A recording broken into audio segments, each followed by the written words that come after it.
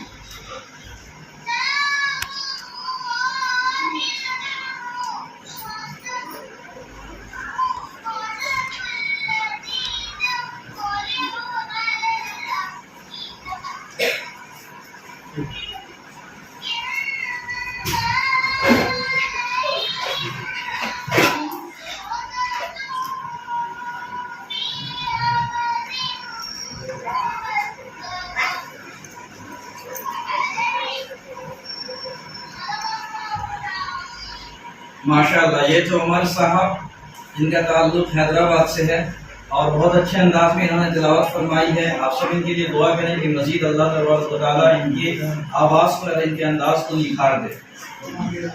چلیے عمر، بہت خوبصورت، بہت اچھے انداز میں آپ نے تلاوت قرآن پاک پیش کیا۔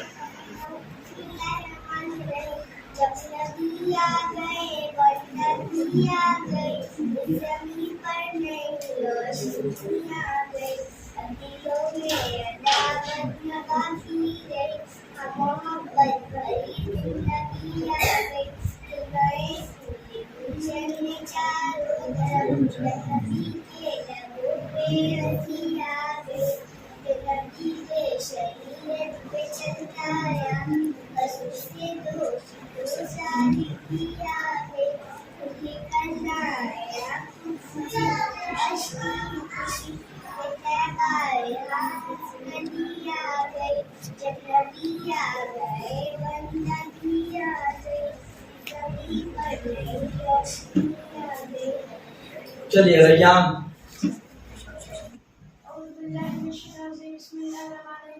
الحمد لله رب العالمين الرحمن الرحيم مالك يوم الدين إياك نعبد وإياك نستعين اهدنا الصراط المستقيم صراط الذين أنعمت عليهم غير المغضوب عليهم ولا الضالين آمين. खाना ने कायनात में अफजल और अशरफ महबूब इंसान को बनाया है। वालिदैन जब हकीकत इंसान के दुनिया में आने का जरिया होते हैं। हमारा वालिदैन की वजह से होता है। इसीलिए अल्लाह ताला ने वालिदैन के साथ खुशनुमाइयां दिया और उनकी अदायगी की ताकीद की है।